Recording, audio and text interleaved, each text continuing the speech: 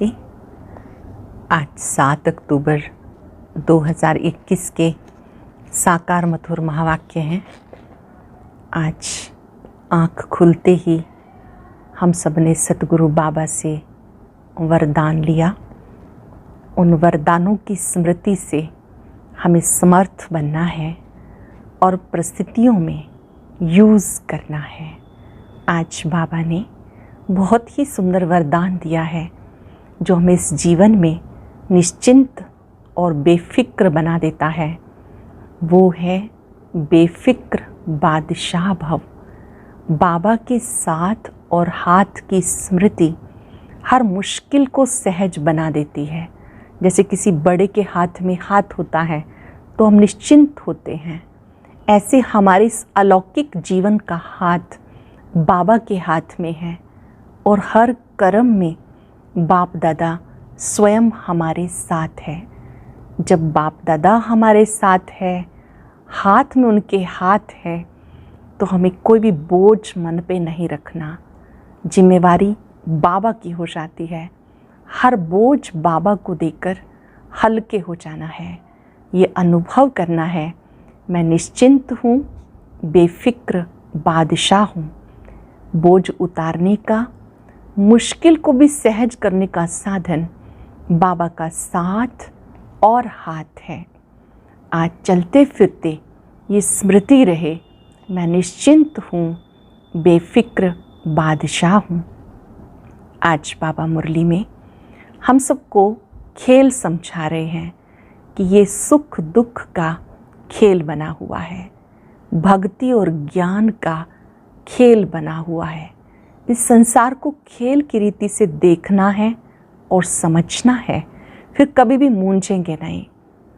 भक्ति का फल है ज्ञान। बाबा आकर के भक्ति का फल देते हैं। बाबा भक्ति करना नहीं सिखाते हैं, बाबा भक्ति का फल देते हैं, ज्ञान। बाबा ही दुख हरता, सुख करता है। बाबा की याद से दुखों को भी सहन करने की शक्ति मिलती है। बाबा कहते हैं तुम बच्चों को केवल एक बाबा से सुनना है, किसी और से नहीं। Hear no evil. केवल बाबा की बातें सुनो, उनका ही मनन चिंतन करो, उन्हें ही धारण करो। निराकार बाप स्वयं ब्रह्मा तन से ज्ञान सुनाते हैं। ये सत्य ज्ञान है। इस ज्ञान से सद्गति होती है।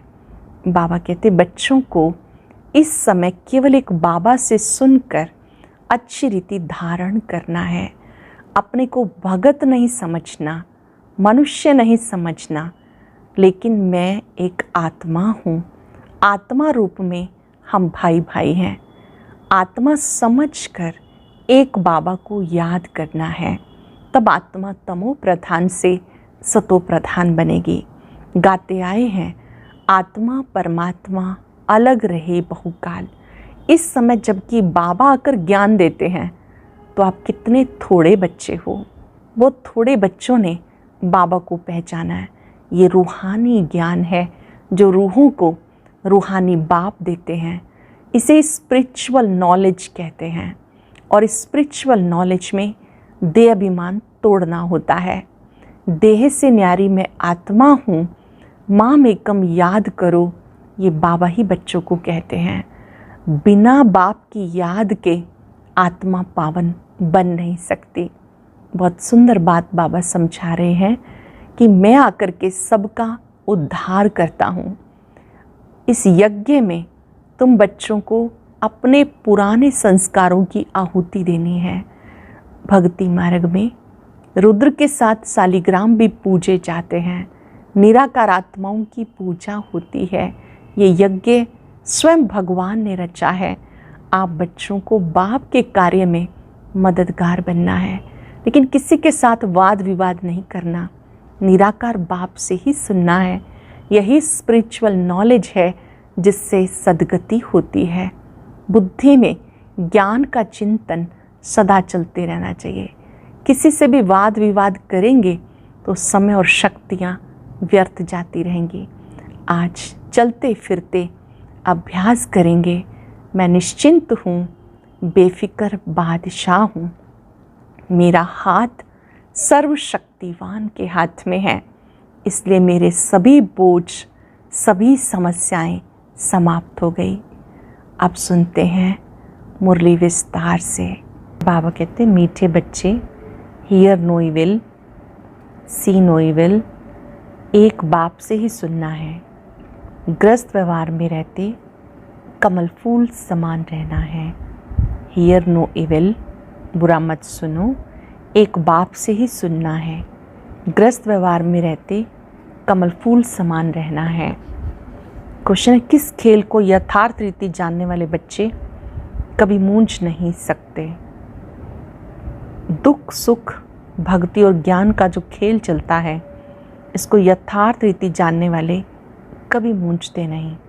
तुम जानते हो, भगवान किसी को दुख नहीं देता, वो है दुख हरता, सुख करता।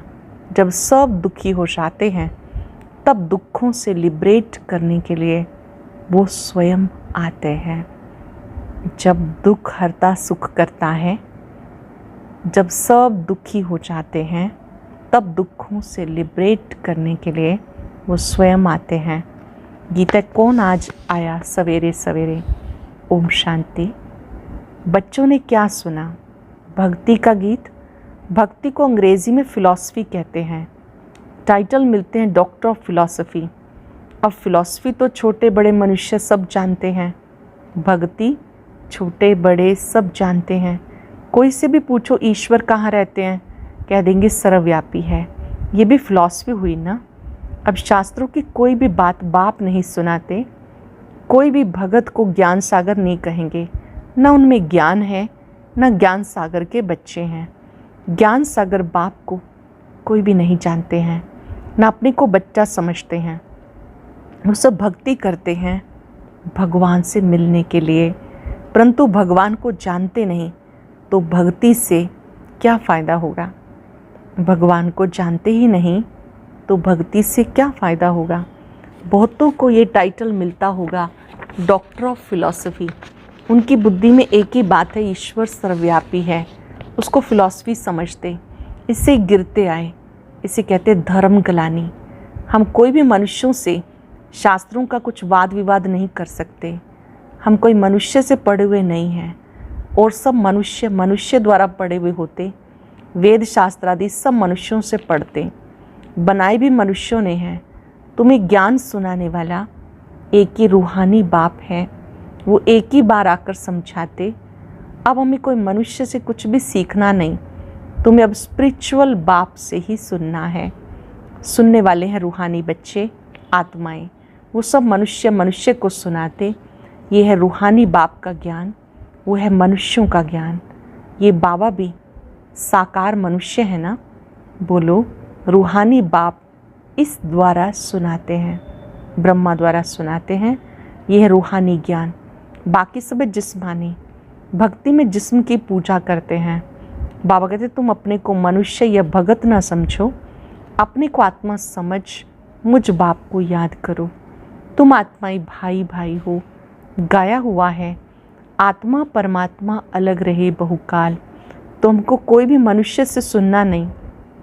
कोई सवाल पूछे तो बोलो हमारा कोई शास्त्रों का ज्ञान नहीं, हम उसको फिलॉसफी कहते हैं, अर्थात भक्ति मार्ग का ज्ञान। सदगति देने का ज्ञान सिर्फ एक बाप देते हैं। सबका सदगति दाता एक गाया जाता है। तो बच्चों को कोई से भी डिबेट नहीं करनी। बाबा कहते ज्ञान की अथॉरिटी, ज्ञान सागर मैं हूँ। मैं तुम्हें कोई शास्त्र आदि नहीं सुनाता, हमारा यह रूहानी ज्ञान, बाकी सब है जिस्मानी ज्ञान। वह सत्संग आदि सब भक्ति मार्ग के लिए हैं। ये रूहानी बाप रूहों को बैठ समझाते हैं। इसलिए देही अभिमानी बनने में बच्चों को मेहनत लगती है। हम आत्माएं बाप से वर्षा लेती हैं। बाप के बच्चे जरूर बाप की ही गद्दी के वारिस होंगे। लक्ष्मी नारायण भी देहधारी हैं, उनके बच्चे जिस्मानी बाप से वर्षा पाते हैं। ये बात ही न्यारी है। सत्युग में भी जिस्मानी बात हो जाती, वहाँ ये नहीं कहेंगे कि रूहानी बाप से वर्षा मिलता है। देह अभिमान को तोड़ना है। हम आत्मा हैं, बाबा को याद करना है। यही भारत का प्राचीन योग गाया हुआ है। याद अक्षर हिंदी का है, तो ये नॉलेज तुम्हें अभी कौन देते हैं? कोई भी मनुष्य नहीं जानते।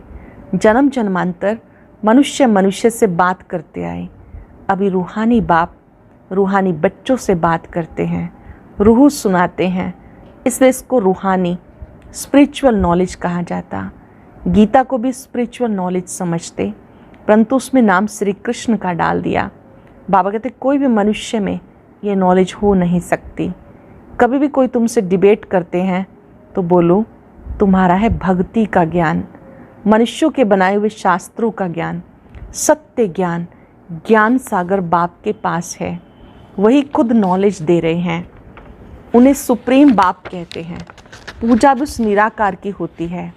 अगर और निराकारियों की पूजा होती है तो वो भी उनके बच्चे ही हैं। मिट्टी का सालिग्राम बनाकर पूजा करते हैं, रुद्र यज्ञ रचते हैं। तुम जानते हो वो परम पिता परमात्मा निराकारी दुनिया में रहते हैं। हम आत्माएं भी वहाँ रहती हैं। वो ज्ञान सागर आकर ज्ञान सुनाई सबकी सदगति करते हैं। वह परे ते परे रहने वाला परम पिता परमात्मा सब आत्माएं ब्रदर्स को पार्ट मिला हुआ है, जो फिर शरीर धारण कर भाई बहन बनते हैं। आत्मा सब एक बाप के बच्चे हैं। आत्मा जब शरीर धारण करती है तो स्वर्ग में सुख, नरक में दुख को पाती है। ये क्यों होता है? समझाया जाता। ज्ञान और भक्ति, वो है दिन, वो है रात। ज्ञान से सुख, भक्ति से दुख, ये खेल बना हुआ है। ऐसे नहीं दुख सुख सब भगवान ही रचते हैं। भगवान को बुलाते ही तब है जब दुखी होते हैं, समझते हैं वो सुख देने वाला है। फिर जब सुख का समय पूरा होता है, फिर रावण 5 विकारों के कारण दुख शुरू होता है। यही खेल है जिसे यथार्थ रीति समझना है। इसे रूहानी ज्ञान कहा जाता। बाकी सब जिस्मानी ज्ञान वह हम सुनना नहीं चाहते। हमें हुक्म मिला हुआ है सिर्फ मुझ निराकार बाप से सुनो। हुक्म मिला हुआ है निराकार बाप से सुनो। बाबा कहते hear no evil, see no evil. हम एक भगवान से सुनते हैं, तुम मनुष्यों से सुनते हो। रात दिन का फ़र्क है। बड़े बड़े विद्वान शास्त्र आदि पढ़ते, वह तो हमने भी बहुत पढ़े। अब भगवान कहते तुमने गुरु बहुत किए, अब उनको छोड़ो, मैं जो सुनाता हूँ वो सुनो। भगवान है निराकार, उनका नाम है शिव। अभी हम उनसे सुन रहे हैं। बाप खुद अपना परिचय, अपनी रचना के आदि मध्यंत का परिचय देते हैं। फिर हम आपसे शास्त्रों आदि की बातें सुने ही क्यों? हम आपको रूहानी नॉलेज सुनाते। सुनना हो तो सुनो, मूंझने की बात ही नहीं। सारी दुनिया है एक तरफ और तुम कितने थोड़े हो। बाप अब कहते मुझे याद करो तो तुम्हारे ऊपर जो पापों का बोझ है वो उतर जाएगा। तुम पवित्र बन जाएंगे। जो पवित्र बनेंगे वो पवित्र दुनिया का मालिक बनेंगे। अभी पुरानी दुनिया बदलनी है। कलयुग के बाद सतयुग आना है। सतयुग है पावन दुनिया। कलयुग में मुझे बुलाते हैं आकर पावन दुनिया बनाओ। सो मैं आया हूँ। माँ में कम याद करो। अब दुनिया बदल रही है। ये अंतिम जन्म है। इस पुरानी दुनिया में आसुरी राज्य खलास हो, राम राज्य स्थापन हो रहा है। इसलिए अंतिम जन्म ग्रस्त व्यवहार में रहते कमल फूल समान पवित्र बनो। ये विषय सागर है ना। कमल फूल पानी के ऊपर रहता है। अब तुम ग्रस्त व्यवहार में रहते फूल समान पवित्र बनो। ग्रस्त व्यवहार में रहते कमल फूल समान पवित्र बनो। तुम बच्चे जानते हो हम राजाई स्थापन कर रहे हैं। अब सारी दुनिया बदलनी है। वो धर्म संस्थापक सिर्फ अपना अपना धर्म स्थापन करते। पहले वो पावन होते, फिर पतित बनते। सतगुरु एक ही सदगति दाता है। मनुष्य गुरु करते ही तब है जब सदगति में जाना चाहते हैं। जब पाप बहुत होते तब रूहानी बाप ज्ञान सुनाते हैं। भक्ति का फल ज्ञान तुम्हें मिलता। भक्ति का फल ज्ञान तुम्हें भगवान से मिलता। भगवान कोई भक्ति नहीं सिखाते, वो तो ज्ञान देते हैं। कहते माँ में कम याद करो तो तुम्हारे विकर्म विनाश होंगे। और कोई पावन बनने का रास्ता ही नहीं। नई दुनिया में सब स्वर्गवासी थे, पुरानी दुनिया में सब नरकवासी हैं। इसलिए बाबा कहते मैं सबका उद्धार करने आता हूँ। मैं ही आकर रूहानी ज्ञान देता हूँ। बाप अपना परिचय दे रहे हैं। मैं तुम्हारा बाप हूँ। ये है नरक। नई दुनिया को स्वर्ग कहा जाता। ऐसे कैसे कहेंगे कि यहाँ ही स्वर्ग नरक है? जिनको बहुत धन है वो स्वर्ग में है। स्वर्ग तो होता ही है नई दुनिया में, यहाँ स्वर्ग कहाँ से आया? इसलिए हम कोई मनुष्य को ये बात सुनाते नहीं। बाबा कहते तुम्हें तमो प्रधान से सतो प्रधान बनना है तो माम एकम याद करो। सारा दिन बुद्धि में ये नॉलेज रहनी चाहिए। अच्छा, मीठे मीठे सिक्के लदे बच्चों प्रति माता पिता बाप दादा का याद प्यार गुड मॉर्निंग। रूहानी बाप की रूहानी बच्चों को नमस्ते। रूहानी बच्चों की रूहानी बाप दादा को नमस्ते, गुड मॉर्निंग। शुक्रिया बाबा, शुक्रिया। धारणा के लिए सार। पहले पॉइंट, एक बाबा से रूहानी बातें सुननी है। किसी से दूसरी बातों का वाद विवाद नहीं करना। देही अभिमानी बनने की मेहनत करनी है। सतो प्रधान बनने के लिए एक बाबा को याद करना है। सतो प्रधान बनने के लिए केवल एक बाबा को याद करना है। वरदान है, बाप के हाथ और साथ की स्मृति से मुश्किल को सहज बनाने वाले बेफिक्र व निश्चिंत भव। बाप के हाथ और साथ की स्मृति से मुश्किल को सहज बनाने वाले बेफिक्र व निश्चिंत भव। जैसे किसी बड़े के हाथ में हाथ होता है तो स्थिति बेफिक्र व निश्चिंत रहती है। ऐसे हर कर्म में यही समझना चाहिए, बाप दादा मेरे साथ भी हैं और हमारे इस अलौकिक जीवन का हाथ उनके हाथ में है, अर्थात जीवन उनके हवाले है, तो जिम्मेवारी भी उनकी हो जाती है। सब बोझ बाबा के ऊपर रख अपने को बिल्कुल हल्का कर दो। बोझ उतारने व मुश्किल को सहज करने का साधन है बाप का साथ और हाथ। बोझ उतारने का व मुश्किल को सहज करने का साधन बाबा का साथ और हाथ। स्लोगन है, पुरुषार्थ में सच्चाई हो तो बाप दादा की एक्स्ट्रा मदद का अनुभव करेंगे। पुरुषार्थ में सच्चाई हो तो बाप दादा की एक्स्ट्रा मदद का अनुभव करेंगे। आज अभ्यास करेंगे, मेरा हाथ बाप दादा के हाथ में है। मैं भाग्यवान हूँ जो मुझे बाबा का साथ मिला है, इसलिए मैं बेफिक्र हूँ, निश्चिंत हूँ। एकाग्र हो जाएं अपने सत्य स्वरूप पर। मैं बेफिक्र निश्चिंत आत्मा हूँ। कोई भी बोझ मन पर है तो बाबा को दे दें। संकल्प से बोझ बाबा को अर्पण कर दें। जहां बाप दादा का साथ और हाथ है वहां कोई बोझ नहीं हो सकता। सभी बोझ, चिंताएं बाबा को समर्पित। महसूस करें बाप दादा के साथ से हर मुश्किल आसान हो गई, जीवन सहज हो गया। मैं बेफिक्र हूँ, निश्चिंत हूँ। शुक्रिया बाबा, शुक्रिया। ओम शांति शांति।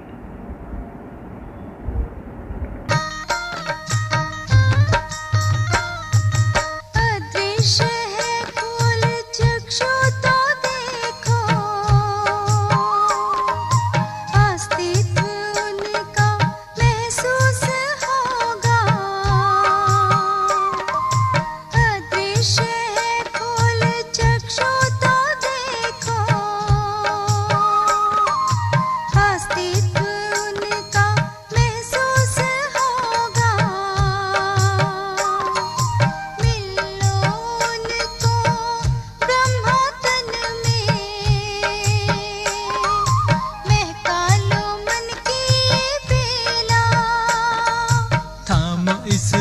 जग को जगा लो विवेक, सारे जग का कर्णधार हो। मुरली की तान बज रही